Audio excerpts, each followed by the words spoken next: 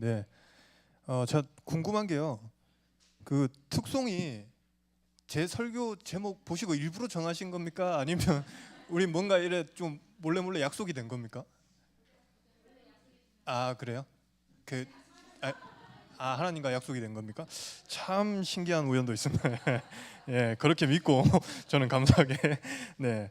알겠습니다. 제가 신갈감리교회를 지금 7년 만에 온 것 같습니다. 제가 7년 전에 설교를 했었는데 제가 교회를 한 1시간 전부터 이렇게 와서 주변에 있었거든요.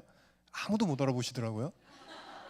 그래서 잘됐다. 7년 전에 한 설교도 아무도 기억 못하겠다 싶어가지고 똑같은 거 한 번 더 하면서 누가 기억하나 이렇게 살피려고 왔습니다. 네. 되게 부담스럽습니다. 예, 되게 부담스러운 게 보통 요즘 제가 설교를 많이 하러 다니니까 요즘 저녁 예배 잘 안 드리거든요. 저녁 예배도 잘 안 드리고 어느 교회 가면 이제 예배가 많이 줄어드는 추세고 또 중고등부 뭐 유년부는 없어지는 교회들도 많고 그렇게 점점 교회가 작아지고 이렇게 성도님들이 많이 안 계시는 걸 보는데 신강감리교회는 제가 7년 전에 왔을 때도 그때 저녁 예배 때 제가 설교했던 걸로 기억하거든요. 그리고 오늘도 7년 후에도 저녁 예배 때 또 설교를 하고 있는 걸 보니까 그럼 이거 제가 오기 전까지 7년 동안 계속 저녁에 예배 드렸다는 얘기잖아요. 되게 부담스럽습니다. 약간 주님도 살짝 부담스러워하실 것 같은 그런 분위기긴 한데 그 더 부담스러운 건 이런 부담스러운 교회가 지금 7년 동안 저희를 계속 후원하고 있다는 거. 예, 너무 부담스럽고 감사한 마음을 가지고 네, 오게 됐습니다. 코로나 때 제가 코로나 전에 왔더라고요. 코로나 때 어떻게 잘 지내셨나요? 예, 저희는 힘들어 죽는 줄 알았습니다. 코로나 때 어떤 일들이 있었냐면 일반 가정들은 어린이집이 코로나에 확진이 걸리면 어린이집 문을 닫았어요. 폐쇄를 했죠. 그러면 일반 가정들은 아빠가 일을 하고 엄마가 아기를 돌보면 되는 그런 구조였습니다. 근데 저희는 미혼모들과 한부모 가족들을 만나잖아요. 어린이집이 문을 닫는 순간 엄마들은 직장을 그만두고 집으로 돌아와서 아이를 돌봤습니다. 그게 뭐냐면 저희들이 열심히 자립을 시켜놨더니 어린이집 문 닫는 바람에 회사 다시 그만두고 집에 와서 아기를 돌본 거예요. 아기 돌볼 수 있는 사람이 없으니까. 그럼 이 아이들이 그렇게 살다 보면 생계가 점점 힘들어지겠죠. 그러면서 손 벌릴 수 있는 곳이 저희 단체였습니다. 그래서 대표님 도와주세요 하고 저희한테 좀 도움 요청하는 미혼모들이 코로나 때 점점 많아졌어요.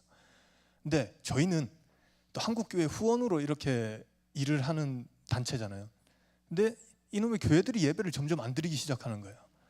그러니까 우리 후원금도 점점 줄어들고 저희 입장에서는 들어오는 후원금은 점점 줄어드는데 도와야 되는 아이들은 점점 늘어나는 상황이었습니다. 그때 저희 정말 이게 타격이 좀 심했고 제가 사역을 꽤 오래 했는데 하면서 처음으로 직원들을 다 모아놓고 우리 여기까지인 것 같다. 더 이상 버틸 재정도 없고 힘도 없으니까 여기서 그만두고 각자 길을 찾아 나서자 이렇게 얘기를 했었습니다. 그랬더니 너무 화가 나는 게 우리 직원들이 저를 찾아왔어요. 찾아와서 뭐라고 하냐 하면 대표님 저희 월급 반만 받겠습니다. 반만 받을 테니까 이 사역 계속 하시죠 그러더라고요. 그 얘기를 듣는데 너무 화가 났어요. 직원들이 월급을 반만 받는다는 거는 대표는 월급을 받지 말라는 소리거든요. 내 동의는 구하지 않고 자기들끼리 그렇게 해버리니까 자 알겠다 하고 저는 이제 월급 안 받고 그때 뭘 했냐면 전 배달했습니다. 배달하면서 아침에는 이제 재단 출근해서 미혼모들 한부모 가족들 만나고 상담하고 아이들 돌보고 저녁에는 배달하고 뭐 그렇게 있었어요. 그렇게 있었는데 정말 부담스럽게도 대형 교회들도 제가 이름 거론하기는 참 애매한 우리 한국에 있는 큰 교회들도 그때 후원을 줄여나가고 끊었었는데 신강감리교회는 그때도 계속 후원을 하셨어요. 제가 의문이 들었습니다. 이거를 아니 그럼 이렇게 후원을 하시면서 한 번쯤 전화 오셔서 잘 지내나 너네 돈 제대로 쓰고 있냐 뭐 열심히 하고 있냐 이렇게 물어보실 만도 한데 연락도 한 통 없어요. 그래서 까먹고 계신 건가 했는데 알고 봤더니 계속 저희랑 이렇게 저를 초청을 하셨더라고요. 근데 제가 시간이 안 맞아서 이렇게 했는데 오늘 드디어 오게 됐습니다. 그래서 너무 반갑고요. 여러분들의 헌신 때문에 또 신갈감리교회 덕분에 저희가 코로나 잘 버티고 지금도 열심히 사역하고 있습니다. 우리 뭐 후원금 올려달라는 얘기는 아니고요. 감사하다는 말을 전하려고 이렇게 왔습니다. 제 PPT 한번 띄워주십시오. 제 7년 전에 왔을 때는 저희가 위드맘 한부모 가족 지원센터라는 이름으로 활동했었는데 7년쯤 되니까 이제 재단이 됐습니다. 재단. 예, 재단에서 한생명 복지재단으로 활동하고 있고요. 저희는 미혼 청소년들, 청소년 시기에 임신을 해서 출산을 한 청소년 가구들, 그리고 한부모 가족들, 그리고 보호 종료 아동들을 만나고 있습니다. 보호 종료 아동이라 하면 이제 어릴 때 부모가 없이 커서 이제 19세가 돼서 자립 준비를 하고 있는 자립 준비 청년들이 있고요. 또 한편으로 이번에 저희 센터 막내 같은 경우에는 학교에서 성폭행을 당하고 집에서는 가정 폭력을 당한 청소년이 있어요. 15살입니다. 그러면 이렇게 되면 이 친구를 돌봐줄 수 있는 공동체가 없어져 버립니다. 집에도 못 돌아가고 집에는 이제 엄마한테 맞았으니까 이 분리 조치가 되거든요. 그렇게 되고 학교도 못 가고, 그리고 이런 시설들 들어가도 기간이 다 차면 또 나와야 돼요. 나왔을 때 이 아이가 돌아갈 수 있는 곳이 없어서 저희들이 그런 친구들까지 같이 돌보고 있습니다. 네, 이렇게 그 청소년들을 만나고 있고, 그 아이들을 만나서 딴 거 하는 게 아니라 복음 전하고, 그리고 그 아이들 옆에서 그래도 어른 한 명은 있어야 되지 않을까 해서 어른 흉내 내면서 이 아이들과 함께 좀 특별하지만 또 평범한 이런 청소년기를 함께 보내주려고 노력하고 있는 단체입니다. 오늘 여러분들과 이 아이들 얘기들 제가 할 얘기가 진짜 많은데, 7년 만에 와서 할 얘기가 진짜 많은데, 오늘은 특별히 좀 미혼모들에 대해서 한 번 더 얘기를 하고 다음에 또 불러주시면 이제 청소년들 얘기를 계속 하도록 하겠습니다. 예, 여러분들 혹시 미혼모 들어보셨나요? 예, 미혼모 하시면 뭐가 생각나십니까? 이런 반응이 나올 줄 알고 제가 또 다 준비를 해왔습니다. PPT 한번 넘겨주십시오. 저희가 서울에 가서 설문조사를 했어요. 설문조사를 했는데 당신은 미혼모 하시면 뭐가 생각나십니까? 이런 질문을 했습니다. 그랬더니 이런 답변들이 나왔어요. 3위가 미혼모는 사회적 약자입니다. 이렇게 얘기를 해줬습니다. 맞는 말이죠. 2위가 미혼모는 윤리적으로 문제가 있는 여성들입니다. 이렇게 얘기를 해줬어요. 제가 최대한 이쁜 단어로 바꿔본 게 윤리적 문제라는 단어였습니다. 그리고 1위가 혼자 아기를 키우면 다 미혼모예요. 이렇게 얘기를 해줬어요. 미혼모가 뭔지, 한부모 가족이 뭔지 아무런 구분이 없는 상태의 그런 답변들이 계속 나오더라고요. 사실 저도 다르지 않게 생각했던 것 같습니다. 이 아이들은 당연히 사회적 약자들이고 윤리적으로 문제가 있으니까 어릴 때 애를 낳았을 거고, 혼자 아기를 키우니까 미혼모겠지 뭐 이렇게 생각했던 것 같아요. 근데 제가 이 아이들 삶 속에 들어가게 되고 오랜 시간 이 아이들과 함께 살아가게 되고 관계를 가지게 되니까 이 친구들은 사회적 약자지만 그래도 하나의 가족을 이루고 있었고, 윤리적 문제로 우리가 바라보기보다는 생명 윤리의 관점으로 좀 바라봐줘야 되고, 혼자 아기를 키우고 있지만 누구보다 좋은 엄마가 되고 싶어하는 친구들이었습니다. 오늘 이 친구들 얘기를 하려고 해요. 아니, 좀 더 정확하게는 이 친구들을 만나면서 만난 하나님의 이야기를 좀 하려고 합니다. 그래서 어떻게 이 불편한 사회적 문제인 미혼모 얘기를 우리 교회에서 할 수 있을까 고민을 하다가 저희 만나는 아기들 사진을 가지고 왔어요. 네, 그 아기들 사진을 보여드릴 텐데, 아기들 사진 나오면 꼭 귀엽다고 막 소리 지르고 그러시는데 그렇게 해주시면 저에게 정말 큰 힘이 될 것 같습니다. 네, 자 보여주십시오. 네, 귀엽죠? 저 넘겨주세요. 제가 넘겨달라 할 때만 넘겨주시면 됩니다. 그 전 사진으로 넘겨주세요. 네, 귀엽죠? 네, 아기들은 두 가지 종류의 아기가 있습니다. 제가 밝혀냈어요. 첫 번째, 태어날 때부터 이쁘게 태어나는 것들이 있어요. 얘네들은 태어나면서 쌍꺼풀도 가지고 태어나고 코도 오똑하고 웃어도 예쁘고 울어도 예쁘고 하여튼 그런 애들이 있어요. 하여튼 해당 사항 있습니까? 하여튼 그렇게 태어난 애기들이 있고, 두 번째는 태어났는데 약간 이렇게 태어나는 애기들이 있습니다. 이런 애기들의 공통점은 뭐냐면 얼굴이 좀 찌그러지면 찌그러질수록 점점 귀여워지는 애들이 있어요. 언제 제일 예쁘냐 하면 울 때 제일 예뻐요. 제가 맨날 깨물거든요. 울려보려고. 울면 너무 예뻐요. 얘가 저를 되게 싫어하긴 하는데 그래도 예쁜 거 어떡하는 거예요. 이렇게 태어난 애기도 있습니다. 팔 포동포동한 거 보세요. 코가 하나 없는 게 지금 좀 제가 되게 스트레스를 받고 있는데 괜찮습니다. 요새는 뭐 코도 금방 이렇게 수술하면 커지더라고요. 제가 돈 많이 벌어서 저 친구 코를 한번 해결해 보는 게 작은 목표입니다. 한번 넘겨주십시오. 네, 귀엽죠? 지금 손에 들고 있는 게 뭐냐 하면 상추입니다. 상추. 저희는 과자를 잘 안 먹여요. 과자를 애기들이 하도 먹었더니 애기들이 아토피에 걸리고 난리가 나더라고요. 그래서 이게 제가 가만히 보니까 얘네들 과자만 줄여도 아토피 낫겠다 싶어가지고 애기들을 하루는 다 모았습니다. 다 집합 이러니까 얘네들이 다 아장아장 모이더라고요. 모여서 제가 얘기를 했어요. 자, 우리는 오늘부터 과자를 주지 않는다. 다 가자를 금지하겠다 했더니 얘네들이 욕을 하고 데모를 하고 난리를 쳤지만 그래도 꿋꿋이 주지 않았습니다. 주지 않았는데 하루는 또 제가 밥 먹고 있는데 이 친구가 와서 삼촌 깎아 하길래 제가 옆에서 먹고 있던 상추를 이렇게 줬어요. 주면서 야 이거 초콜릿이다 먹으라 했더니 애가 받아가지고는 잘 먹더라고요. 잘 먹어요. 그 다음부터 울 때마다 먹였더니 지금 상추를 받고 굉장히 즐거워하고 있는 모습. 사람들이 자꾸 이거를 뭐 가스라이팅이다 뭐 이렇게 얘기하는데 이런 선한 가스라이팅은 약간 필요도 하다 이렇게 생각을 하고 있습니다. 귀엽죠? 예, 코가 없어요. 지금 다음 한번 넘겨주십시오. 네, 귀엽죠? 정말 신기한 게 이제 코부터 딱 눈에 들어오지 않습니까? 계속 보면 자꾸 눈에 띄어요. 이게 지금 뭘 하고 있는 사진이냐면 돌 사진을 찍고 있는 겁니다. 예, 때로는 돌 사진 하나 찍는 것도 사치가 될 때가 많은 친구들이거든요. 그러니까 제가 찍어준 거예요. 잘 찍었죠? 별론가요? 잘 찍을 것 같은데. 네, 한 번 더 넘겨주세요. 네, 한 번 더 넘겨주십시오. 자, 아기 엄마는 19살입니다. 근데 지금 무슨 사진을 찍고 있다 했죠? 돌 사진. 그럼 몇 살 때 아이를 낳은 걸까요? 18살. 그럼 몇 살 때 아이를 가지게 된 거죠? 17살.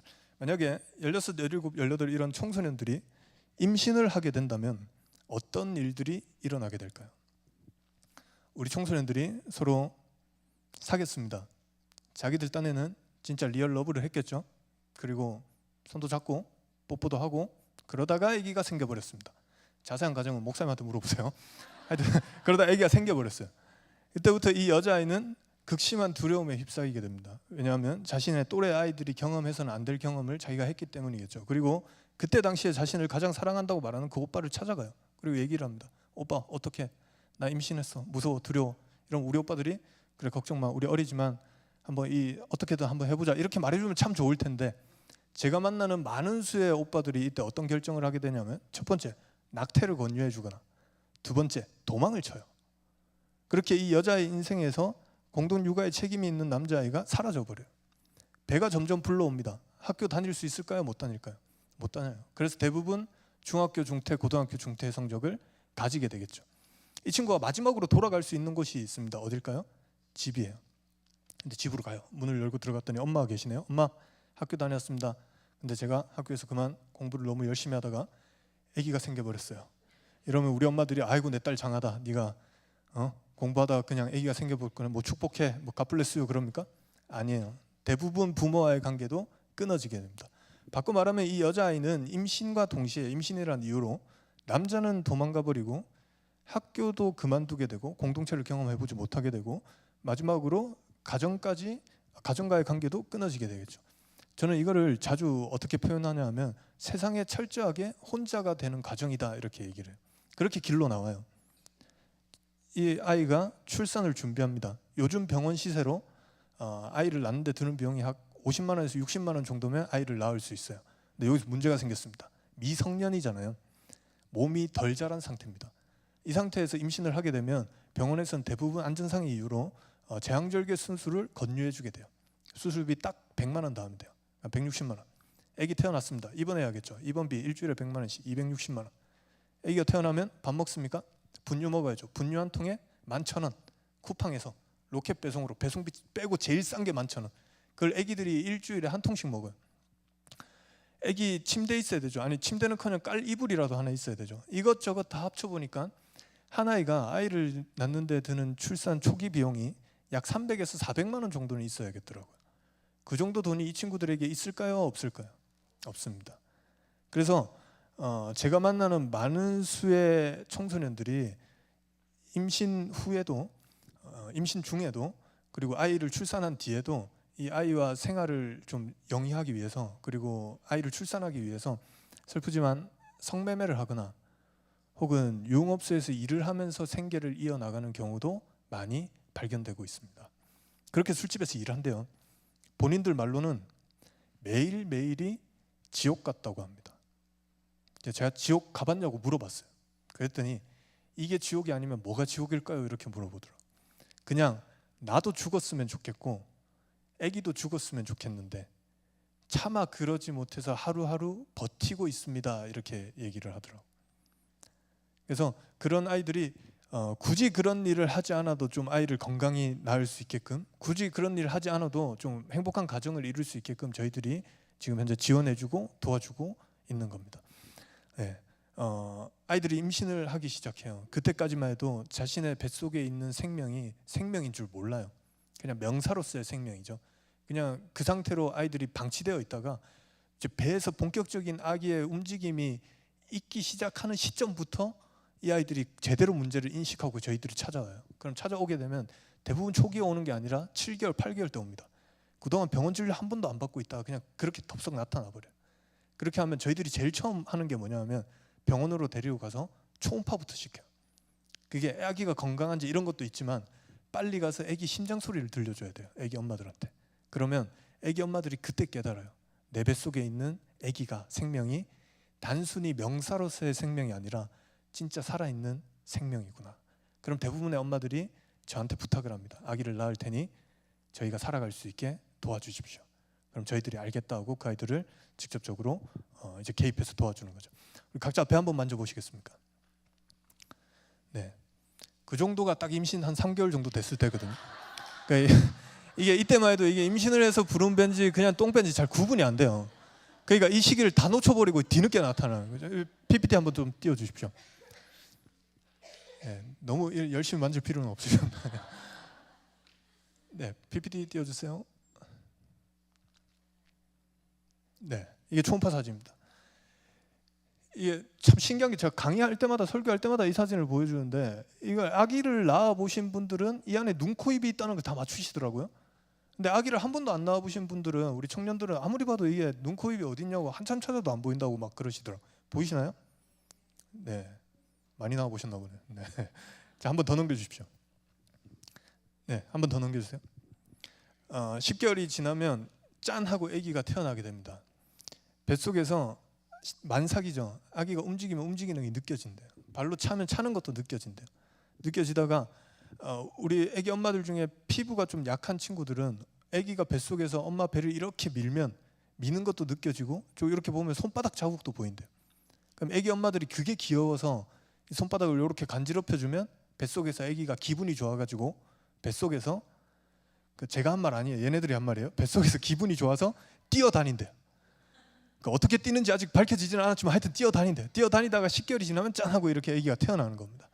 잘 안 보이죠? 간호사가 찍어서 그래요. 간호사가. 제가 찍으면 조금 다릅니다. 한번 더 넘겨주십시오. 짠 이렇게 천사 같은 아기가 태어나게 되는 겁니다. 정말 많은 일들을 거쳐서 10개월이 지나서 이렇게 아기가 태어난 거죠. 이쁘죠? 우리 옆 사람 얼굴 한번 보실까요? 아니 비교해라는 말은 아니고 비교해라는 말은 아니고 제가 이 사진도 설교할 때마다 보여드려요. 정말 신기한 게 이 사진 보면서 저는 앞에서 이렇게 성도님들 얼굴 보면 얼굴 찌푸리면서 보는 사람 한 명도 못 봤습니다. 아기 사진만 나오면 다들 뭐가 그리 좋은지 다들 배실배실 웃으면서 아기를 보고 계세요. 특히 우리 또 교회에서 이렇게 설교할 때면 괜히 저 사진 보면서 참 쟤는 잘 컸으면 좋겠다 이러시는 분들 계시고 꼭 오지랖 넓으신 우리 권사님들은 저 이 사진 보면서 주님 저 아이만큼 이런 막 기도하시는 분들도 계시고 그렇더라고. 여러분들과 상관이 1도 없는 애기입니다. 그렇죠? 언제 태어났는지, 남자인지 여자인지, 몇 살인지 눈을 지금 뜨지도 않은 이 아이인데 그냥 신생아라는 이유로 이제 막 태어났다는 이유로 괜히 우리는 저 아이를 보면서 미소 짓게 되고 괜히 신생아라는 이유로 이제 막 생명이라는 이유로 저 아이를 보면서 저 아이는 좀 행복하게 살았으면 건강하게 자랐으면 하는 마음으로 그런 기도하는 마음을 가지고 쳐다보는 거겠죠. 이렇게 생명의 탄생과 시작은 그 어느 누구나 할 거 없이 축하와 축복 속에서 시작되어져야만 합니다. 근데 세상 한켠에서는 이 생명의 시작이 축하와 축복보다는 편견 어린 시선과 손가락질로 시작되는 경우도 많이 있습니다. 네, 한번 더 넘겨주십시오. 지금 이게 우리나라의 미혼모들의 현재 실태를 조사한 실태 조사입니다. 그러니까 15세 미만의 현재 아이를 낳아서 양육하고 있는 가정이 한 20가정, 19세 미만이 한 3,000가정, 24세까지 청소년 기본법의 청소년이거든요. 그래서 한 24,000가정 정도 아이를 양육하고 있다 이렇게 나오고 있습니다. 양육 가정의 수고요. 정말 슬프게도 미혼모 가족의 경우 이 아이들은 이런 설문이나 이런 걸 할 때마다 점점 숨어요. 그래서 이 자료가 지금도 정확한지는 아직 밝혀지지는 않고 있지만 저희처럼 현장에서 일하는 사람들이 파악하기로는 19세 미만이 곱하기 한 2 정도는 더 늘지 않았을까 이렇게 예상만 하고 있습니다. 이 청소년 미혼모 수는 점점 증가하고 있고 이들 중 대부분이 학업을 포기하고 아이 양육을 위해서 일을 하기 시작하는데 17, 18, 19에 학교를 중퇴하고 부모 없이 보호자 없이 아기를 안고 나타난 이 청소년에게 일자리를 줄 수 있는 직장은 많이 없겠죠. 그래서 아까 말했던 그런 악순환들이 계속해서 반복되어서 일어나고 있는 현실입니다. 그리고 이런 아이들을 위해서 정부에서도 또 저희 같은 단체들도 이렇게 발벗고 나서서 이 아이들이 좀 잘 자랄 수 있게끔 지원해주고 도와주고 있는 겁니다. 그리고 여기서 문제가 생기는 게 어디나 그렇듯 이런 복지라는 것들이 형성되면 복지에는 복지 사각지대라는 것들이 생기기 시작해요. 저희가 예전에만 해도 다 예상을 했거든요. 여자아이가 임신하면 남자 도망가겠지, 학교 그만두겠지, 부모랑 관계 안 좋아지겠지, 이런 것들을 쉽게 예상을 했는데 요즘에는 조금 이상한 애들이 하나 둘씩 나타나고 있어요. 여자아이가 임신을 했습니다. 오빠를 찾아가요. 오빠 어떻게 임신해서 무서워, 두려워, 이런 우리 오빠들 빨리 도망을 쳤는데 요즘 오빠들은 도망을 안 쳐요. 넷플릭스를 많이 봐서 그런지 이 청소년들 드라마를 못 보게 해야 됩니다. 그러고는 이 아이가 이 여자아이한테 얘기하는 거예요. 그래? 걱정 마. 우리 어리지만 한번 열심히 아이 낳고 잘 살아보자. 그리고는 혼인신고를 하고 같이 사는 청소년 가구 수가 점점 증가하고 있습니다. 제가 정말 이것 때문에 미쳐버릴 것 같아요. 같이 산대요. 첫째 아이를 출산합니다. 그러니까 같이 살다가 둘째까지 낳는 경우도 많이 있습니다. 저희 센터에는 셋째까지 낳은 친구도 있어요. 그리고 그냥 그렇게 행복하게 잘 살면 되는데 그리고 나서 이 남자아이들이 도망을 가버렸어요. 너무 화가 났습니다. 이럴 거면 처음에 도망가지 왜 같이 살다가 도망갈까? 그래서 제가 걔네들을 잡았어요. 잡았다라는 표현은 좀 선교사가 쓰기 그렇죠. 얘네들을 찾아내서 데리고 와서 여기 앉혀놓고 물어봤어요. 야, 너네 이럴 거면 처음에 도망가지 왜 같이 살다가 도망갔냐? 이렇게 물었더니 얘네들 하는 말이 가관이에요.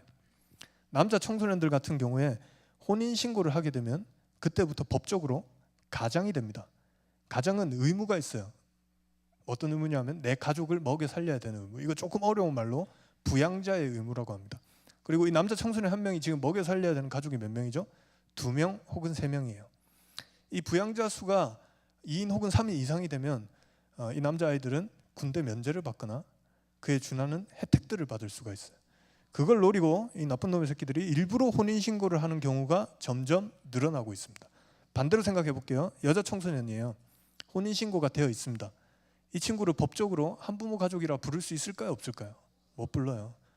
미혼모 시설 이런 데 들어갈 수 있을까요? 못 들어갑니다.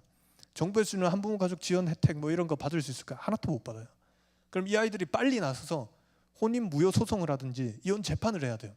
근데 이제 17, 18, 19이에요. 자기 동네 법원이 어디인 줄도 모릅니다. 그냥 그렇게 살아가 버리는 거겠죠. 우린 지금 이거를 이 사태를 복지 사각지대라고 보고 있고 이 아이들을 돕는 것도 쉽지가 않습니다. 왜? 돕는다고 해서 정부에서 지원금 한 푼 안 줘요. 그냥 어느 단체가 나서서 자신들의 재원으로 자신들의 힘으로 그냥 밑빠진 독에 물 붓듯이 이 친구들을 도울 수밖에 없는 상황입니다. 그리고 지금 이 복지 사각지대를 돕고 있는 단체는 우리나라에서 딱 한 단체밖에 없는 걸로 알고 있습니다. 그게 어딜까요? 네, 저희 단체입니다. 막간을 이용해서 한번 자랑해보고 싶었습니다. 네, 그러니까 여러분들 자랑스러워 하셔도 됩니다. 네, 아유 감사합니다. 박수 받으려고 한가? 네, 사실 저는 원래 이런 일을 하던 사람이 아닙니다. 원래 이런 일을 하던 사람이 아니고 저는 이런 사회 문제에도 관심이 전혀 없었고요. 저는 원래 교회를 다니던 사람도 아니에요. 저희 집은 불교입니다. 예, 태어날 때부터 불교였어요. 그러니까 불교인데 조금 빡센 불교였습니다. 혹시 불교 있습니까? 없죠? 예, 손 들지 마세요. 왜 빡센 불교냐 하면 보통 불교는 명절이 되면 제사를 지내요. 제사를 지내면 한 번 아니면 2번 지냅니다. 많이 지내면. 저희 집은 7번부터 9번까지 지냅니다. 할아버지가 좀 삘이 많이 꽂히신 날은 11번까지 제사를 지낸 적도 있어요. 새벽 제사부터 철야 제사까지 지냅니다. 거기다가 제가 또 장남의 장손에 좋은 건 다 들고 있거든요. 그러면 이제 우리 교회는 예배 드릴 때 그냥 와서 앉아서 예배 드리면 되잖아요. 저희는 좀 달라요. 새벽에 할아버지가 저를 깨우면 찬물로 씻습니다. 뜨거운 물은 부정타기 때문에 찬물로 씻으라 이러면 찬물로 씻고 나오면 옷을 입는 게 아니라 두루마기를 주세요. 그걸 입습니다. 그걸 입고 이제 저의 임무는 굉장히 중요합니다. 할아버지가 나무 짝대기를 2개 주시면 그걸 들고 온 가족들 앞에서 제가 딱 서요. 두루마기를 입은 채로. 그리고 이거를 두드려요. 나무 짝대기를 두드리면 짝짝짝짝 소리가 나거든요. 이 소리에 맞춰서 온 가족들이 다 절을 하는 겁니다. 굉장히 중요한 역할이에요. 제가 두드리다 귀찮아서 안 두드리면 절하고 못 일어나는 상황이 발생할 수도 있고 예, 그런 막중한 임무를 떴어요. 그렇게 제사를 뭐 7번 8번 지내는 집이었는데 어릴 때부터 아버지께서 저한테 강조하셨던 게 딱 2가지 있습니다. 아들, 너 공부 못해도 되고 대학 안 가도 되는데 아빠가 하는 말 잘 듣고 이거 2가지만큼은 반드시 지키면서 살아라. 아버지 뭡니까? 그랬더니 우리 아빠가 하는 말이 첫 번째, 제사를 목숨처럼 지내야 된다. 교회랑 비슷하죠. 교회는 예배를 목숨처럼, 우리 집은 제사를 목숨처럼. 알겠습니다. 2번째, 이게 더 중요하다. 뭡니까 아버지? 너 무슨 일이 있어도 절대 교회 근처에도 가지 마라. 제가 물어봤어요. 왜요? 했더니 우리 아빠 하는 말이 교회에 가게 되면, 교회는 제가 한 말 아니에요. 우리 아빠가 한 말이에요. 우리 아버지 욕해서요. 교회 가게 되면 교회는 예수라는 귀신이 있대요. 그리고 이 예수 귀신은 내가 들어와서 예배를 드리고 말고가 중요한 게 아니라 교회 근처에만 지나가도 이 예수 귀신이 달라붙으니까 교회 근처에도 가지 마라. 예수 귀신이 달라붙으면 집안이 풍비박살이 나가지고 제사도 안 지내고 엉망이 되니까 나 절대 교회 근처에도 가지 마. 이걸 어릴 때부터 꾸준히 들으면서 자랐어요. 저 진짜 어릴 때는 순진해가지고 집 가는 길에 교회 있으면 이렇게 돌아가고 이랬어요. 예, 그런 집안에 자랐는데 제 친구는 좀 달랐어요. 제 친구는 저랑 가장 친한 친구가 있었는데 중학생인데 중학생이 새벽 예배를 매일 나가요. 너무 부담스럽죠? 새벽 예배를 매일 나가고 같이 놀다가 수요일이 되면 자기 혼자 교회 가요. 왜 가냐 이랬더니 수요 예배를 드린대요. 또 같이 놀다가 금요일에 좀 밤늦게까지 놀고 이렇게 재밌게 놀라고 하면 얘 혼자 또 사라져요. 어디 갔나 보면 또 금요 철야 예배를 드린대. 토요일, 일요일 되면 애가 아예 안 보여요. 토요일에는 교회에 가서 모든 성경 공부에 지가 다 참석하고 있고 주일에는 새벽 예배부터 모든 예배에 얘가 다 들어가 있어요. 어떨 때 맨 앞에 앉아 있다가 어떨 땐 찬양대에 들어가 있다. 그런 중학생이 있었어요. 왜? 아빠가 담임 목사님이었거든. 걔도 종교의 자유가 없었고 나도 종교의 자유가 없었어요. 이렇게 2명이서 친구였는데 얘가 맨날 그렇게 교회에 끌려가다시피 하다 보니까 이제 저를 꼬시려고 전도란 걸 하기 시작했습니다. 효천아, 교회 가자. 안 가. 내가 왜 가니? 거기는 너네 아버지 사업체잖아. 난 안 간다. 그랬더니 이 친구가 그래도 교회 한 번만 가자. 우리 교회 진짜 좋아. 우리 교회 가면 예쁜 여자들 되게 많다. 한 번만 가자. 그렇게 날 꼬시더라고요. 그래도 저는 꿋꿋이 가지 않았어요. 왜? 예쁜 여자들은 교회 밖에도 훨씬 많았기 때문에 굳이 내가 교회 갔다가 우리 아빠한테 살해당할 바에는 그냥 교회 밖에서 즐기자, 이게 저의 마음이었습니다. 그래서 저 교회를 꿋꿋이 가지 않았는데 지금 생각해보면 이 친구가 저한테 마지막으로 전도를 하려고 했던 것 같아요. 19살이 되고 20살이 될 무렵쯤 돼서 이 친구가 저한테 한 번 더 얘기를 해요. 효천아, 교회 가자. 안 가. 내가 몇 년 동안 안 간다 했잖아. 한 번만 가자. 우리 교회 진짜 좋아. 안 가. 나 절대 내 앞에서 교회 얘기 꺼내지도 마. 그랬더니 얘가 작전을 바꿨어요. 어떻게 바꿨냐 하면 머리를 써가지고 그럼 교회 말고 수련회 가자. 그래서 제가 물어봤어요. 수련회가 뭔데? 그랬더니 자기도 그런 질문은 처음 들어본대. 수련회가 뭘까 한참 고민을 하다가 저한테 어떻게 설명을 해줬냐 하면 우리가 19살인데 내년부터 몇 달 뒤에 20살이 되면 청년회에 가게 되는데 갑자기 우리가 청년회 짠 하고 등장하면 청년회 형 누나들이 얼마나 당황스럽겠니? 그러니까 미리 가서 인사하는 거야. 근데 조금 특별하게 교회에서 인사하는 게 아니고 수련회라는 건 저희가 교회가 부산에 있었으니까 수련회를 지리산으로 갔거든요. 지리산 산꼭대기에 3박 4일 동안 청년회 이쁜 누나들이랑 거기서 3박 4일 동안 갇혀 있는 게 수련회래. 걔가 그렇게 막 얘기를 해주니까 그러면 수련회란 건 한 번쯤 내가 가볼 만하지 않을까 그 생각에 우연히 따라간 그 교회 그 수련회에서 하필 재수없게 맨 앞자리에 앉았다가 목사님이 딱 한 번만 기도해봐라 해서 딱 한 번 기도하게 됐는데 그 한 번의 기도에서 없는 줄 알았던 하나님을 알게 돼버린 거예요. 없는 줄 알았던 하나님이 네, 감사합니다. 없는 줄 알았던 하나님이 있는 것도 신기한데 왜 이상한 목사님이 나와가지고 막 울면서 저한테 손가락질로 뭐라고 하냐면 바로 그 하나님이 널 위해서 죽었다라고 얘기를 하더라고요. 뭔 말인지를 모르겠는데 막 울면서 그러니까 저도 그게 감동이 돼가지고 아멘 하고 막 그러고 있었던 것 같아요. 단순한 그 이야기가 이야기일 때는 저랑 아무 상관이 없었는데 그게 사실로 믿어지게 되는 순간 저는 그 하나님께 미쳐 살기로 다짐했습니다. 나중에 알고 보니까 죽은 게 아니라 죽었다가 다시 부활도 하셨더라고요. 그건 말 안 해주더라고요. 그래서 그 다음부터 제가 이제 뭘 했냐 하면 지리산을 하산하고 그 다음부터 뭘 했냐 하면 여러분들도 한번 해보세요. 이렇게 수련회나 은혜를 내가 좀 많이 받았다면 꼭 한번 해보시기 바랍니다. 집에 가서 내가 뭘 하고 다녔냐면 그 다음부터 성경을 읽기 시작했어요. 읽어보십시오 여러분. 재밌습니다. 그거 성경을 읽기 시작했어요. 읽기 시작하는데 솔직히 교회를 한 번도 다녀보지도 않았고 성경책이라고 이렇게 펼치니까 너무 어렵더라고요. 창세기를 펼쳤는데 무슨 말인지 하나도 모르겠어요. 패스. 출애굽기 뭘 굽는 거지 이런 생각이 들더라고요. 또 패스. 레위기 뭐 제사법이래요. 내가 제사는 내가 또 전문가니까 한번 봐야겠다 했는데 우리 집 제사가 더 쉬운 것 같아 이거보다. 또 패스. 민수는 누굴까? 하여튼 되게 어렵더라고요. 다 패스. 신약으로 가야겠다. 신약을 펼쳤습니다. 신약을 펼쳤는데 신약도 읽는 게 참 재미가 없더라고요. 그러니까 막 이제 하나님 믿고 읽으려니까 어떻게 하면 이 성경을 좀 재밌게 읽을 수 있을까? 난 딴 거 모르겠고 예수라는 존재는 알겠는데 예수님을 좀 더 알고 싶고 더 닮아가고 싶은데 성경을 읽기는 부담스럽고 이거 어떻게 해야 될까 하다가 정말 멋진 생각을 떠올랐습니다. 예수님이 이 땅에 오셔서 뭘 하고 다녔는지 누구를 만나서 뭘 했는지를 내가 종이에 다 적어봐야겠다. 그래서 제가 종이에 다 적기 시작했어요. 왜? 나도 똑같이 한번 해보려고. 그러면 왜 좋아하는 사람 생기면 그 사람이 하는 거 똑같이 해보면 이렇게 좀 닮아가는 느낌이 들잖아요. 그래서 나도 한번 해봐야겠다. 예수님이 만난 사람들에 대해 쭉 적기 시작해요. 부담스러운 사람들 되게 많이 만납니다. 예수님 도둑들을 만나세요. 근데 그렇다고 제가 그분들을 만날 수 있는 방법이 있는 건 아니었어요. 패스. 정치인들을 만나세요.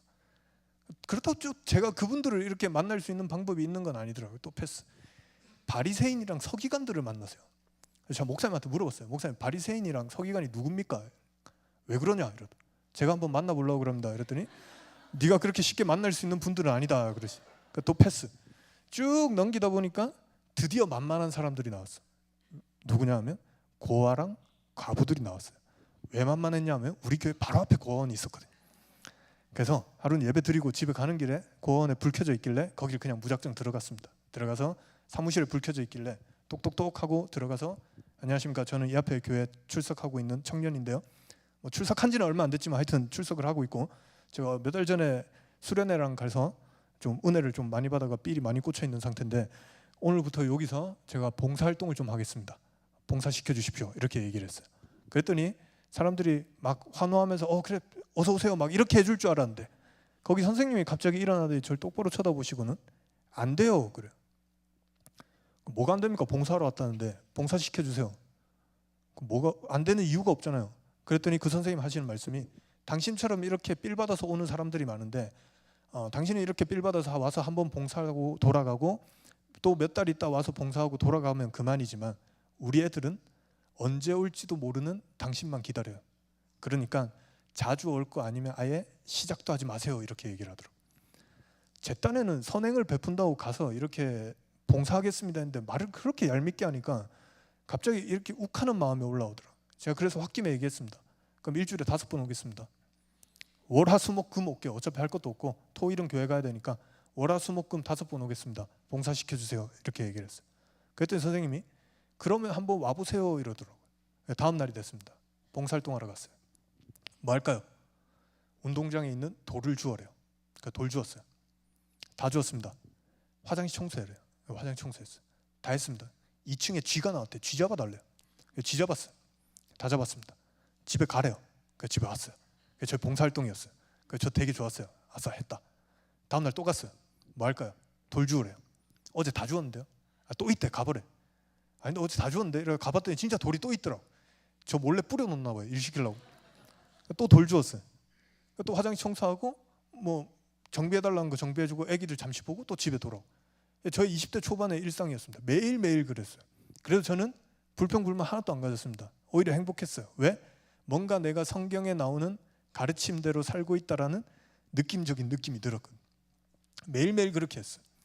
하루는 또 거기 봉사활동하러 갔는데 그날은 조금 특별했습니다. 그 운동장에 제가 돌 줍는 운동장에 그날은 까만색 차가 한 대 있더라고.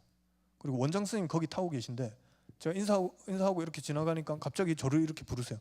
효천 씨 차에 잠시 타보세요. 그래서 네 이러고 그냥 탔죠. 탔더니 저한테 물어보세요. 아니 다른 20살들은 20살 되자마자 여행 다니고 놀러 다니고 술 마시러 다니고 클럽 다니고 이래 놀기 바쁜데 당신은 어떻게 20살 되자마자 여기 와서 봉사활동을 합니까? 그것도 일주일에 5번씩이나 어떻게 이렇게 일을 할 수 있어요? 이렇게 물어보더라고. 제가 거기다 대고 니들이 시켰잖아요. 이렇게 얘기를 할 수는 없잖아요. 그래서 저는 정말 봉사활동이 청직인 것 같습니다. 운동장에 돌이 사라지면 제 마음에 돌이 사라지는 것 같고 화장실이 깨끗해지면 제 마음 한켠이 깨끗해지는 것 같습니다. 저는 정말 행복합니다. 이렇게 얘기를 했어요. 그때 원장 선생님이 너무 좋아하시면서 당신 같은 청년을 기다리고 있었대요. 봉사활동을 해야 되는 곳은 많은데 하는 사람이 없대요. 요새 당신 같은 청년을 기다렸어요. 그러니까 여기 말고 딴 데도 좀 도움이 너무 시급한 곳인데 거기도 좀 도와주시면 안 돼요 그러더라고요. 제가 거기다 대고 또 뭐 돈도 안 주면서 팔려갑니까? 이렇게 얘기를 할 수는 없잖아요. 그래서 어디든지 불러만 주신다면 가장 낮은 곳에서 가장 낮은 마음으로 열심히 한번 해보겠습니다. 이렇게 얘기를 했어요. 그랬더니 그럼 말 나온 김에 지금 출발해 봅시다 하고는 차를 출발시키시더라고요. 제 동의는 구하지 않고 일단 차가 출발했어요. 그렇게 해서 간 곳이 어디냐면 부산에 있는 소년원이에요.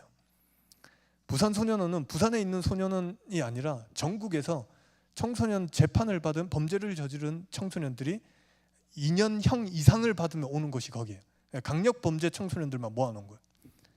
제가 그때 20살이었거든요. 청소년 아까 24살까지라 했잖아요. 거기 24살까지 있어요.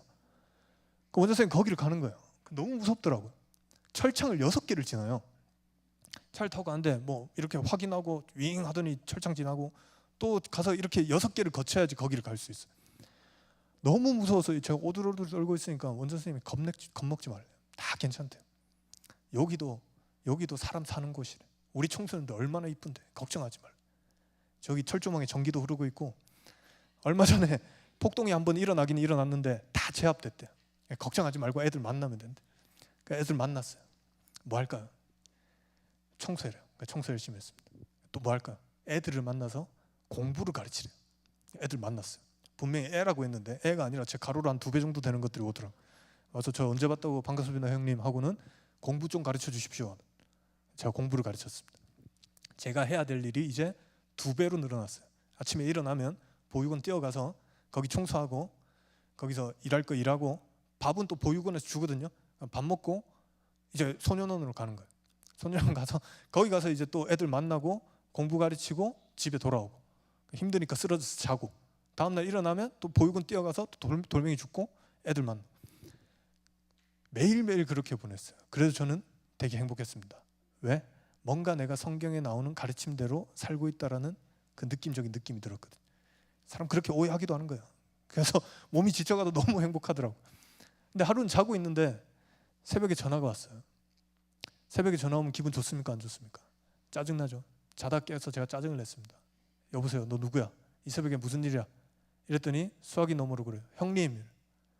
저한테 그때 당시에 형님이라 하는 놈들은 그 놈들밖에 없어요.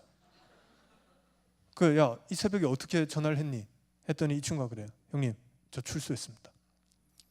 2년 만에 밖에 나왔어요. 2년 만에 밖에 나오니까 기분이 너무 좋아서 아침에 나왔대요. 아침에 나와서 기분이 너무 좋아서 소주를 한 잔 마셨습니다. 아침부터 소주를 먹다 보니까 마시게 됐어요. 점심이 되니까 친구들이 일어나서 저 출소했다고 다 나오더라고요. 그래서 친구들이랑 같이 또 소주를 한 잔 했습니다. 그렇게 소주를 한 잔 또 점심부터 친구들이랑 먹다 보니까 저녁까지 마시게 되더라고요. 저녁이 되니까 또 술집이 열어서 술집에 가서 또 친구들이랑 또 소주를 한 잔 마셨대요. 그렇게 마시다 보니까 이 새벽까지 마셨대요. 그리고는 뭐라고 하냐면 형님 이상하게 새벽까지 소주를 마셨는데 소주를 마시다 보니까 형님이 참 보고 싶어요. 형님 동생 출소했는데 나오셔서 소주 한 잔만 사주세요 그러더라고요. 자, 이 19살 소년원을 출소한 청소년이 20살 전도사인 저한테 소주를 사달래요. 사줘야 됩니까? 말아야 됩니까? 말아야죠. 어디 청소년이 건방지게 술이야 꺼져 임마 이렇게 얘기를 했어야 되는데 그러기에는 얘네들이 너무 무섭게 생겼어요. 그리고 이미 내 전화번호를 알고 있다는 것 자체가 너무 무서웠어. 그래서 알겠다 형이 나갈게 하고 그 친구를 만나러 나갔습니다. 만나러 나갔더니 얘가 혼자 온 게 아니라 지 친구를 한 명 데리고 나왔더라고. 그리고 저한테 이렇게 소개시켰어요. 야 인사드려. 내가 멘토로 모시는 형님이야 하더라고. 저는 멘토가 돼준다고 한 적이 없습니다. 그리고 반대로 이렇게 소개시켜줬어요. 형님 저한테 좋은 얘기 많이 해주셨듯이 제 친구한테도 좋은 얘기 좀 많이 해주십시오 하고는 자기 친구를 소개시켜주더라고. 19살인데 2살 된 아기를 키우고 있대요. 원룸에 사는데 밤에 원룸에 아기를 재우고 문을 잠그고 나와서 술집에서 일을 하고 있대요. 그 얘기를 듣는데 너무 화가 났습니다. 나보다 1살 작은 이 여자애가 술집에서 일을 하는 것도 신기한 일인데 청소년이 그런 데서 일을 하는 것도 충격받을 일인데 그 이유가 애기랑 먹고 살기 위해서 그렇게 일을 한다. 저는 그게 납득이 안 되더라고요. 제가 그 애 2명을 앉혀놓고 얘기를 했어요. 야, 애기 엄마가 청소년이 밤늦게 이렇게 혼자 나와 있으면 되니? 너 당장 집으로 돌아가라. 그리고 애기 엄마가 술집에서 일하는 게 말이 되니? 너 당장 그만둬라. 집으로 돌아가. 애기 혼자 지금 얼마나 위험하겠냐. 빨리 돌아가라. 그렇게 얘기를 했어요. 그랬더니 이 친구가 네 알겠어요 이러고 그냥 한 귀로 듣고 한 귀로 흘리면 될 걸 가지고 갑자기 제 눈을 똑바로 쳐다보면서 뭐라고 하냐면 오빠 저 애기한테 들어가는 돈 한 달에 한 3-40만 원 정도 필요한데 저 그 정도 돈만 있었어도 술집에서 일 안 해요. 그렇게 얘기하더라고요. 그렇게 얘기하는데 가슴이 너무 아팠어요. 마음이 너무 아팠어요. 아, 이 가정은 그 40만 원이 없어서 매일 아기 엄마는 일을 하고 있구나. 그 40만 원이 없어서 아기는 매일 저녁 혼자 이렇게 위험하게 있어야 되는 거구나. 그 돈 때문에 엄마랑 아기는 매일 떨어져서 밤을 보내야 되는 거구나. 그런 생각이 들더라고요. 마음이 너무 아팠어요. 그래서 제가 그냥 홧김에 얘기했습니다. 그 돈 내가 줄게. 그 돈 내가 줄게. 너 술집 그만둬. 가끔 이렇게 가오가 정신을 지배할 때가 있거든요. 이거 내 뜻과 상관없이 말부터 이렇게 툭 튀어나올 때가 있어요. 이거 조심해야 됩니다. 그랬더니 이 친구가 아, 말이라도 고맙습니다 이러고 그냥 지갈 길 가면 될 걸 가지고 갑자기 또 제가 그렇게 한다니까 제 눈을 똑바로 쳐다보면서 오빠 그럼 약속해 주세요. 그냥 약속했어요. 새끼손가락 걸고 도장 찍고 집으로 가라 이런 집으로 갔어요. 집으로 돌려보내고 나니까 제가 제정신이 됐습니다. 저도 그때 가난한 신학생이었어요. 저도 제가 아르바이트해서 학교 다니기 바빴거든요. 제가 예수님을 믿고 집에 가서 아버지 저는 목사가 되고 싶습니다. 신학교를 가겠습니다 했을 때 우리 아빠가 저한테 학비를 줬을까요? 안 줬을까요? 안 줬어요. 주먹을 주셨어요. 그 피하면서 학교 다니다가 얼마나 힘들었다고요. 그래서 나도 내가 아르바이트해서 학교 다니기 바쁜데 웬 짐덩어리가 하나 나타나고 한 달에 40만 원씩 돈이 더 나가야 되는 거예요. 어떻게 할까 고민이 되더라고요. 그러다가 기도를 했어요. 하나님 어떻게 해야 됩니까? 방법을 좀 알려주십시오. 그랬더니 하나님이 저를 학교로 인도했어요. 학교에 갔습니다. 신학교가 뭔지 아시죠? 그 목사님이 되기 위해서 가는 학교거든요. 그 전교생이 다 전도사님이에요. 그러니까 복도에서 전도사님 이렇게 부르면 다 쳐다봐요. 다 전도사거든요. 가서 제 또래 전도사님들 다 모았습니다. 자, 전도사님들 집합 하니까 다 모이더라고요. 모여서 제가 물어봤습니다. 혹시 이 중에서 대형교회 출신 아니면 대형교회에서 사역하고 있는 전도사님 손 들어보세요 했더니 1명, 2명 이렇게 손을 들더라고요.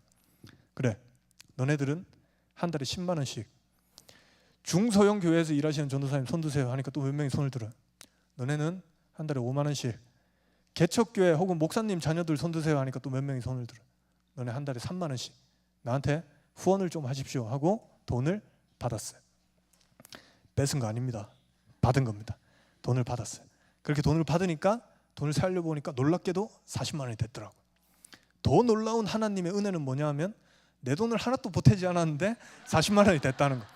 이제 이 돈을 들고 멋있는 척은 내가 해야 되니까 그 친구를 만나러 갔습니다. 만나러 가서 돈을 줬어요. 돈을 주고 야, 오빠는 약속을 지켰다. 너도 약속 지켜라. 술집 그만둬. 이랬더니 이 친구가 알겠어요 하고 술집을 그만둔대요. 근데 솔직히 그만뒀는지 안 그만뒀는지 알 수가 없잖아요. 그러니까 다음 날 제가 새벽에 그 친구 집 앞에 몰래 숨어 있었습니다. 몰래 숨어서 전화를 했어요. 전화하니까 전화를 받더라고요. 여보세요. 너 어디야? 집인데요. 뻥치지 마. 술집에 일하러 갔지? 아니요, 진짜 집인데요. 나 너네 집 앞이야. 내려와봐. 이랬더니 아기를 안고 내려오더라고요. 미안하다. 너를 의심하려고 했던 건 아니고 확인이 필요한 거다. 올라가서 자라. 이랬더니 뭐 잠 깨워놓고 뭐 이러길래 그 앞에서 밥 먹이고 다시 올려보냈어. 다음 날이 됐어요. 가만히 생각해 보니까 어제 확인했으니까 오늘은 이 오빠가 방심하고 확인 안 하겠지 하고 얘가 오늘 또 일하러 갈 것 같은 거예요. 그래서 다음 날 또 갔습니다. 또 가서 또 새벽에 전화했어요. 여보세요. 너 어디야? 집인데요. 뻥치지 마. 나 술집에 일하러 갔지? 진짜 집인데요. 내려와봐. 또 아기를 데리고 내려오더라. 미안하다. 확인을 해야만 하기 때문에 어쩔 수가 없다. 근데 저라고 확인 안 할 수는 없잖아요. 매일 저녁 이렇게 하긴 해야 되는데 여기서 또 문제가 하나 생겨버린 거예요. 얘가 술집에 일하러 갈 때는 애를 재우고 지 혼자 갔으면서 내가 부르니까 아기를 데리고 내려와요. 이제 밥을 먹어도 식비가 이제 2배씩 들기 시작해요. 안 되겠다. 우리 저녁마다 이렇게 확인을 해야 되겠고 뭐라도 하자. 너 잘하는 거 뭐 있냐? 이랬더니 잘하는 게 없대요. 뭐 싸움 잘해요. 노래 잘 불러요. 그러고 있어. 그런 거 말고 너 중학교 중퇴지? 네. 우리는 내일부터 검정고시를 공부한다. 그때 이 친구가 놀래서 물어봐요. 오빠 공부 잘해요? 나 공부 잘해. 내가 그 소년원에 돌덩어리들도 가르쳤는데 너라고 못 가르칠까? 우리 공부하자. 그래서 이 아이에게 매일 저녁마다 검정고시를 가르쳤습니다. 중학교를 졸업시키고 고등학교를 졸업시켰어요. 대한민국 평균 학력이 고졸이래요. 고졸쯤 되니까 이 친구가 취직을 할 수 있겠더라고요. 여기저기 알아보니까 어느 회사에서 인턴을 구한대요. 소개시켰어요. 인턴을 한대. 인턴이 뭔지 아세요? 인간을 턴다라는 뜻이래요. 애가 회사에서 맨날 탈탈 털리더라고. 탈탈 털리더니 어느 날 와서는 저한테 오빠 인턴 끝났고 이제 정직원 됐습니다. 월급 받아요. 그리고 가만히 생각해 보니까 내가 월급 받는 거 다 오빠 덕이에요. 나오세요. 제가 고기 사드릴게요. 그러더라고요. 그래서 제가 고기 얻어먹으러 나갔어요. 고기 얻어먹으러 나갔더니 이 친구가 진짜 고기를 사주더라고요. 사주면서 저한테 뭐라고 하냐면 오빠 저 이제 월급 받아요 하고 통장을 이렇게 딱 보여줘요. 보는데 와, 잘 벌더라고요. 제 월급의 한 3배는 벌더라고요. 걔가 많이 버는 게 아니라 내가 작게 버는 거긴 하지만 하여튼 많이 벌더라고. 그래, 야 축하한다. 이제 뭐 할 거냐? 이랬더니 이 친구가 그래요. 오빠 불과 몇 달 전만 해도 나 돈 10,000원이 없어서 너무 힘들었는데 지금 200만 원 조금 넘는 월급 받다 보니까 이 돈이 다 제 돈이 아닌 것 같아요. 너무 무서워요. 이거 통장 내가 들고 있으면 또 예전처럼 돈을 흥청망청 쓸 것 같아요. 자기가 며칠 동안 고민을 했대요. 고민을 하다가 아무리 생각해도 이거 제가 그냥 막 쓰고 또 그렇게 살 것 같으니까 이 통장을 오빠한테 맡길게요. 오빠 돈 좀 관리해 주세요 하고는 저한테 통장을 이렇게 주더라고요. 제가 그 통장을 받았습니다. 들고 튈까 잠시 생각하긴 했었는데 그래도 그 마음이 예쁘잖아요. 그 마음이 너무 예쁜 거예요. 그래서 알겠다, 내가 돈 관리해 줄게. 돈 관리 어떻게 하는 줄 아십니까? 가만히 냅두면 돼요. 가만히 냅두면 돈이 차곡차곡 쌓이거든요. 차곡차곡 쌓이니까 애가 전화가 와요. 오빠 돈이 좀 많이 쌓인 것 같은데. 그래, 저 이제 원룸 탈출할 수 있지 않아요? 보니까 보증금이 충분히 되더라고. 탈출할 수 있다. 그럼 투룸 이사 갈래요. 애기랑 살기에 좁아요 하고는 투룸으로 이사를 갔어요. 또 가만히 냅뒀어요. 또 돈이 차곡차곡 쌓이더라고요. 쌓이더니 애가 또 전화해요. 오빠 내가 중학교 중퇴라서 수학여행도 한번 못 가봤는데 애기랑 여행 한번 갔다 올 수 있는 돈은 되지 않아요? 보니까 충분히 갈 수 있어요. 갔다 와라. 그랬더니 애기랑 자기랑 둘이서 일본을 갔다 왔어요. 나도 안 가본 일본을 지들이 이렇게 갔다 오더라고. 또 일을 열심히 해요. 돈이 차곡차곡 모이더라고. 제가 그걸 이렇게 보고 있었어요. 그걸 보다가 이 아이 통장 잔액이 제 통장 잔액의 10배를 뛰어넘는 순간 그때 제가 깨달았어요. 아, 지금 누가 누굴 돕고 있는 걸까? 이런 생각이 들더라고요. 그래서 이 친구를 불러냈습니다. 불러내서 통장을 이렇게 주면서 야, 이게 자립인가 보다. 이게 자립인가 보다. 사람들이 말하는 자립이 이런 건가 봐. 너 이제 정상적인 직장 가지고 있고 애기랑 행복하게 살 수 있고 그런 일을 하지 않아도 이제 잘 살 수 있으니까 이게 자립인가 봐. 너 이제 이렇게 행복하게 살아라. 오빠는 오빠를 기다리는 저 돌덩어리들한테 돌아가야 된다. 이렇게 하고 저는 돌아갔습니다.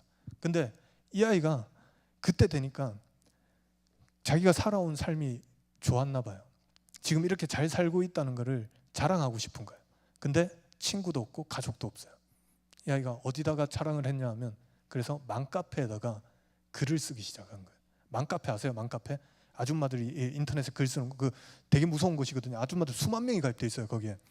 거기에다가 얘가 글을 쓰기 시작한 거예요. 내가 17살 때 아기를 가지고 이 아기랑 먹고 살기 위해서 그때부터 술집에서 일을 했는데 아무도 나에게 희망이 있다고 말해주는 사람도 없었고 나도 나에게 희망이 있을 거라고는 생각도 못했는데 그냥 아기도 죽고 나도 죽었으면 좋겠다라는 생각하면서 그냥 그렇게 버텼는데 어느 날 웬 이상한 오빠가 나타나서 이 오빠가 한 달에 40만 원씩 주더라.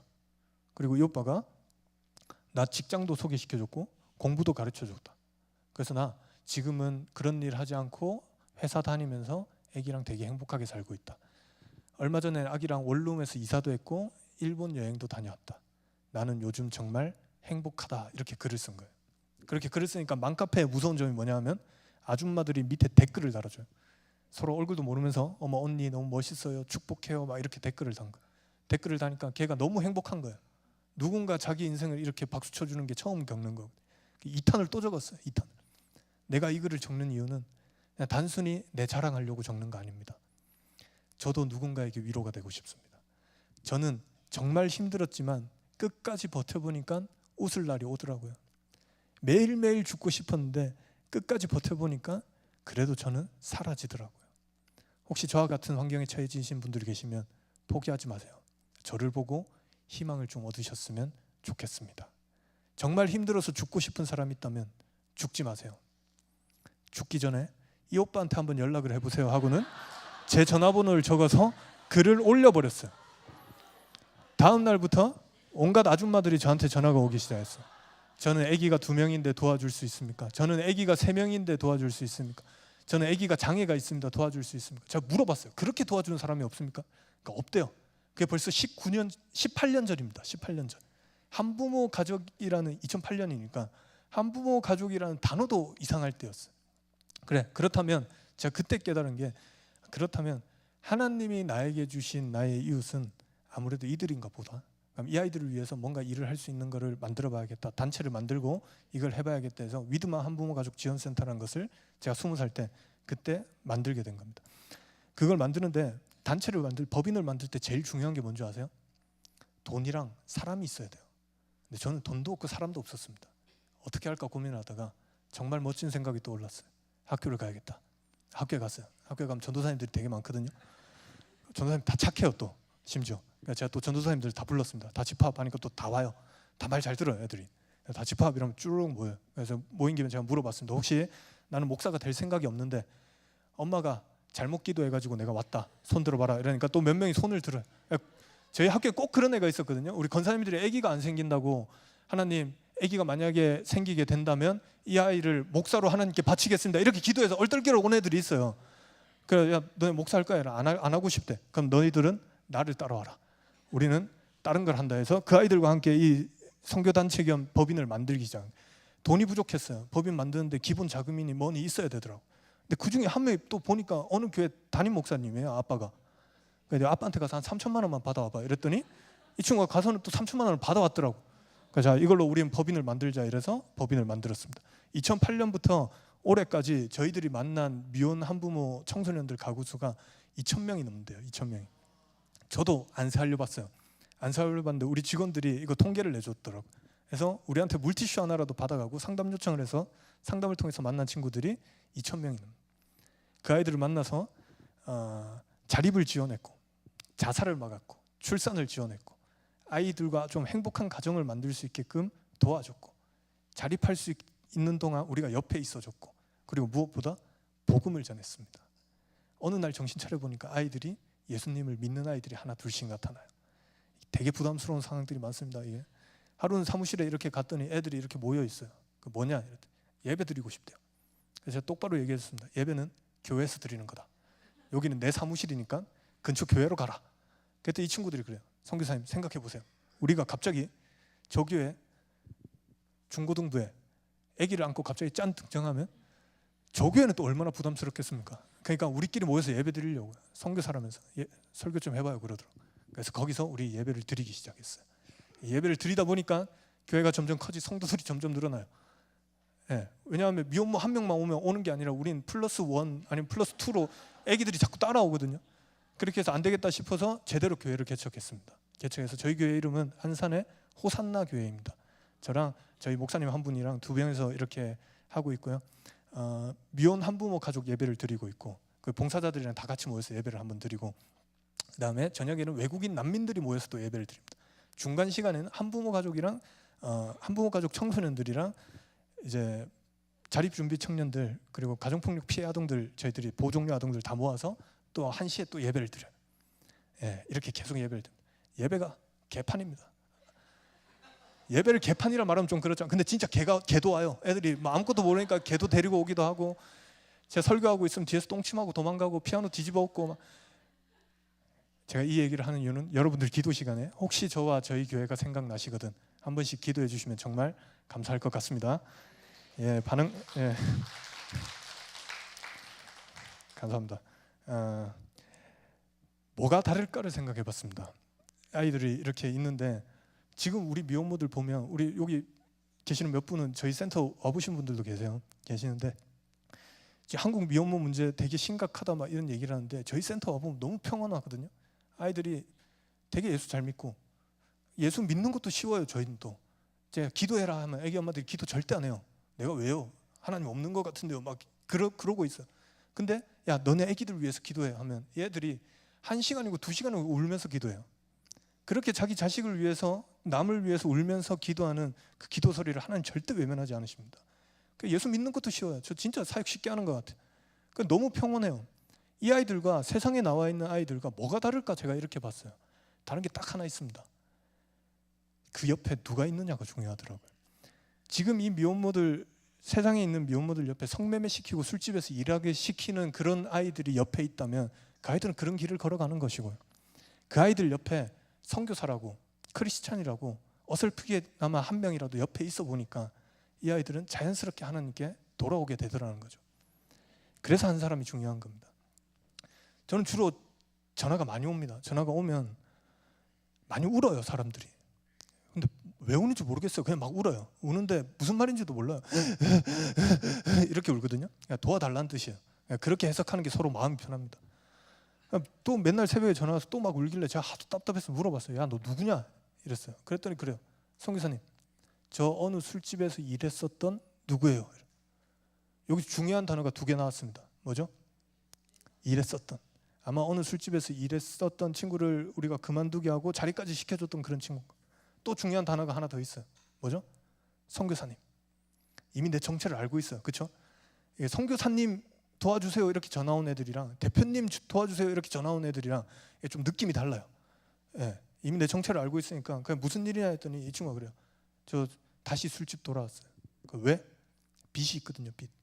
이것만 빨리 갚으려고 왔습니다. 얼만데? 300만 원.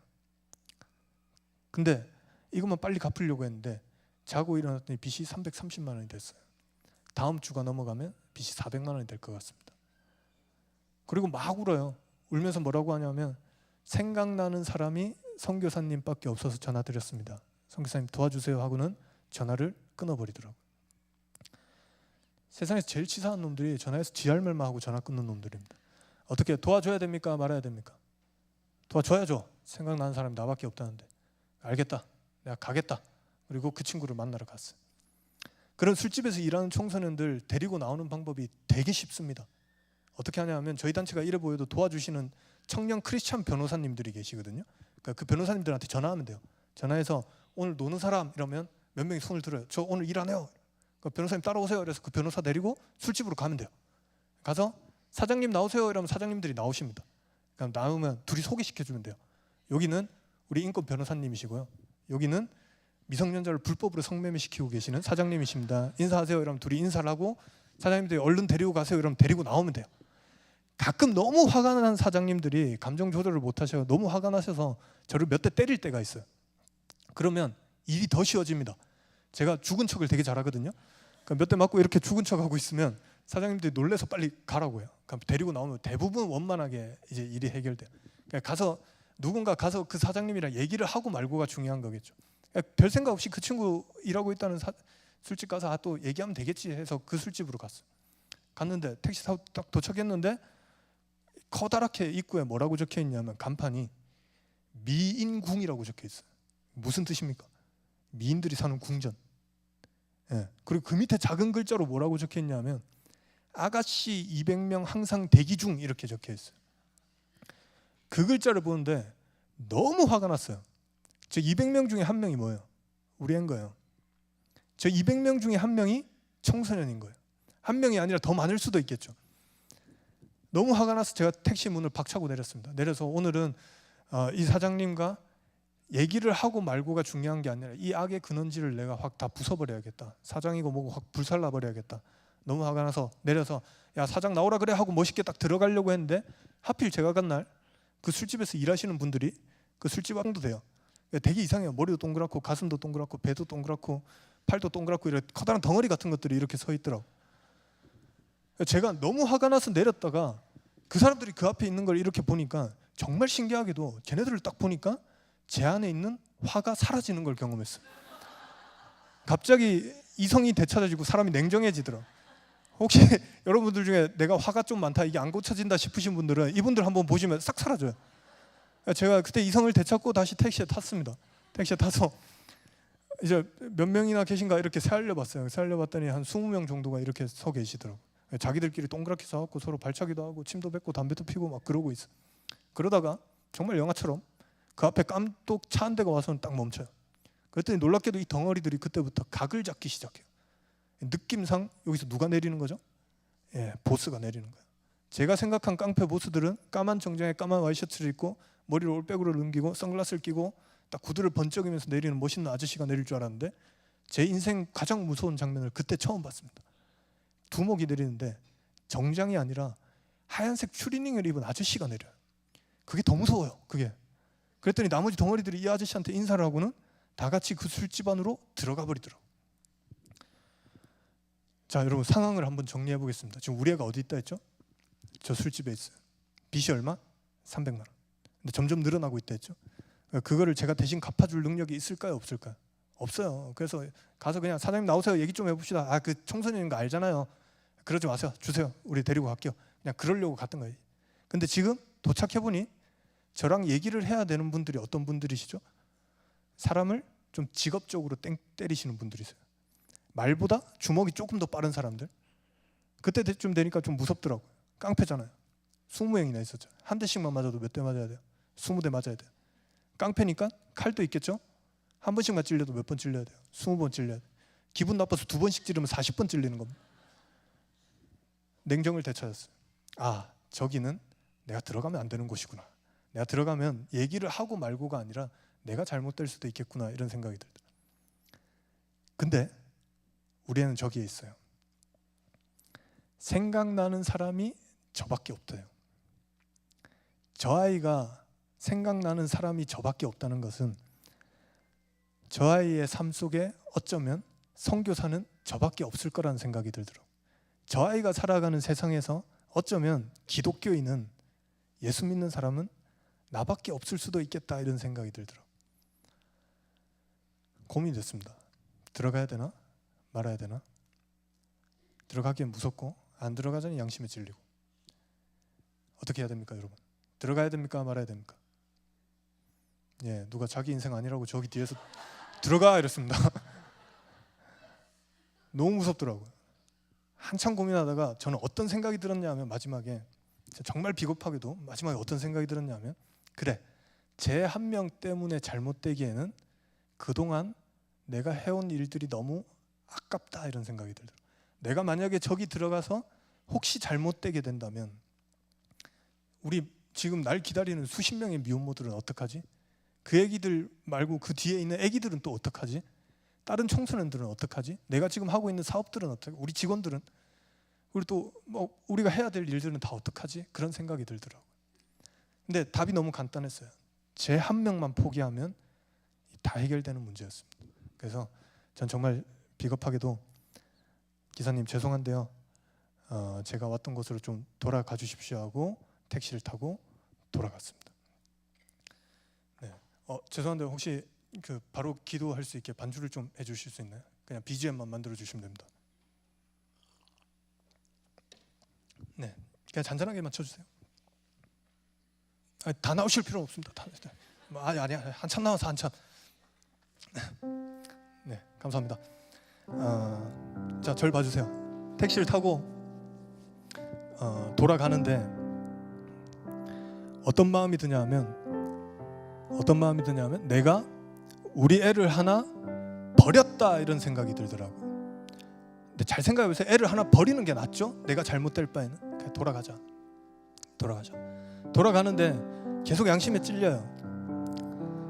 돌아가는 택시 안에서 우리 만만한 하나님을 불러다가 내 택시 옆자리에 앉혀놓고 모든 책임을 다 하나님한테 뒤집어 씌워버리면 내 마음이 좀 편할 것 같았어요. 그래서 돌아가면서 기도했어요. 하나님 보셨죠?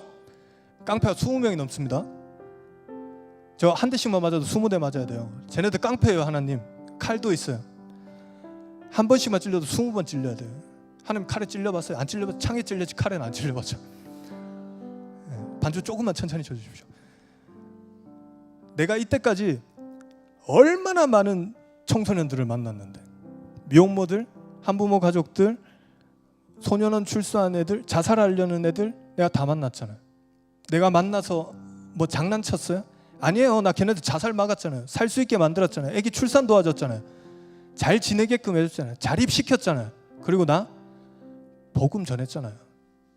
그렇게 18년인데 하나님 그 대가가 이번에 깡패 20명입니까? 이번 한 번만 봐주십시오.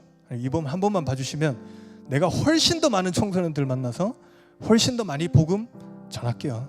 이번 한 번만 봐주십시오. 저 이번에 못 들어가겠습니다. 그렇게 기도를 했어요. 그리고 돌아왔어요. 돌아오는 택시에서 하나님께서 저한테 말씀하셨어요. 야 효천아, 만약에 네가 널 닮은 딸을 낳았는데 네 딸이 태어나서 기어다니다가 걷기 시작하고 어린이집을 가고 초등학교를 졸업하고 중고등학교를 졸업할 법쯤한 그 나이에 만약에 네 딸이 저 술집에 창녀로 일을 하고 있다면 너 깡패 20명 있다고 포기할래? 그렇게 물어보시더라고요. 그렇게 말씀하시는데 너무 화가 났어요. 하나님, 내 딸이면 포기 안 하죠. 근데 쟤는 내 딸 아니잖아요. 쟤는 부모가 버렸잖아요. 쟤는 사회에서도 손가락질 받는 애잖아요. 학교도 잘린 애잖아요. 근데 제가 무슨 내 딸입니까? 나중에 두고 보세요. 내가 내 딸을 낳았는데 내 딸이 저 술집에 있다. 나 깡패 20명 아니라 수백 명 있어도 들어갈 거예요. 근데 똑바로 하자고요. 쟤는 내 딸 아닙니다. 하나님, 그렇게 급하시면 쟤네 부모 찾아서 쟤네 부모 보내세요. 나 이번에 안 들어갈 거예요. 그렇게 기도를 했어요. 그리고 돌아왔어요. 돌아오는 택시에서 하나님께서 한 번 더 저한테 말씀하셨어요. 그래 효천아, 너 말 잘했다. 쟤 절대 네 딸 아니야. 근데 쟤는 사랑하는 내 딸이다. 세상 사람 모두가 저 아이 보고 창녀라고 손가락질해도 내가 아직 쟤를 내 딸이라 부르고 있다. 세상 사람 모두가 저 아이를 포기했다 해도 내가 아직 쟤를 기다리고 있어. 세상 사람 모두가 저 아이를 외면한다 해도, 설령 너마저 쟤를 돌아선다 해도 나 아직 쟤 포기 안 했다고. 너 말 잘했다. 쟤 절대 네 딸 아니야. 근데 쟤는 사랑하는 내 딸이다. 네가 가서 그것만 좀 대신 전해주지 않겠니? 하나님이 아직 기다리고 있다고. 하나님이 아직 포기하지 않았다고. 하나님이 아직 널 딸이라 부르고 있다고. 딴 거 말고 그것만 좀 대신 전해주지 않겠니? 그러시더라고.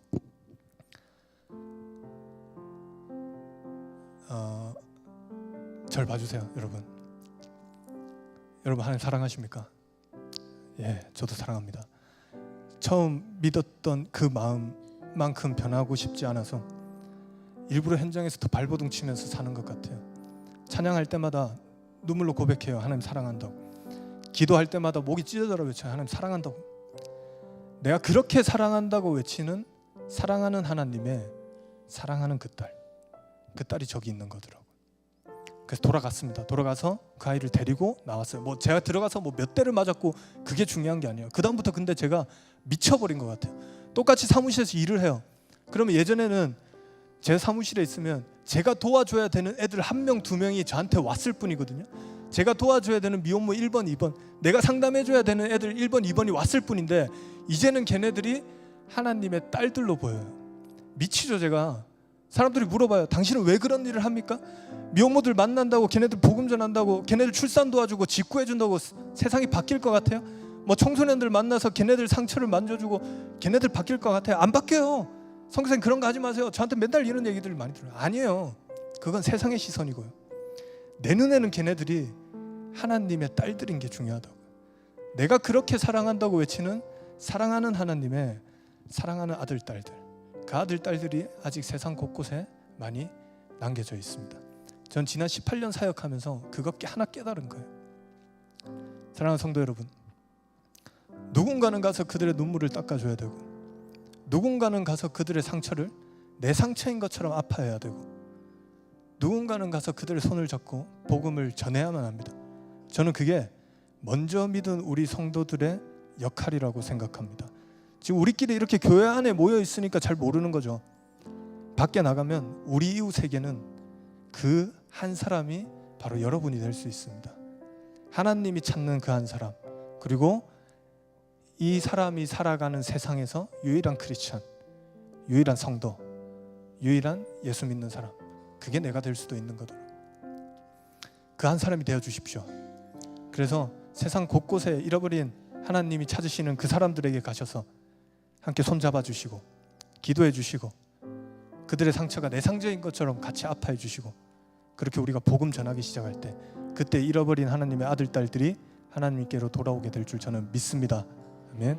그때 잃어버린 하나님의 땅들이 하나님을 찬양하게 될 것이에요. 저는 기적을 매일 경험하고 있습니다. 멀리 있는 것이 아니더라고요. 하나님 찾으시는 그 한 사람이 우리 신갈감리교회에서 많이 일어나시기를 한번 더 예수 그리스도의 이름으로 축복하겠습니다. 네, 제가 한번 기도할까요? 눈을 감으시고요. 네, 반주 계속해 주십시오. 제가 그냥 대표로 기도하겠습니다. 하나님 감사합니다. 오늘 7년 만에 우리 교회에 왔습니다. 쉬지 않고 섬기는 이 교회를 주님 기억하시고 함께 해주시고, 주님 이 교회가 하는 일들 모든 곳곳에서 당신의 향기가 느껴질 수 있도록 주님 함께 해주십시오. 우리 모든 성도들이 하나님 당신의 시선과 당신의 발길을 가지기를 소망합니다. 그래서 당신이 바라보시고 당신이 가라 하시는 곳에 주님 즐거운 마음으로 가서 주님 그곳에서 복음 전하며 사는 그런 성도들을 주님 이 예배 가운데 일으켜 주십시오. 그것이면 충분할 줄로 믿습니다. 감사합니다. 사랑합니다. 이 기도는 예수 그리스도의 이름으로 기도합니다.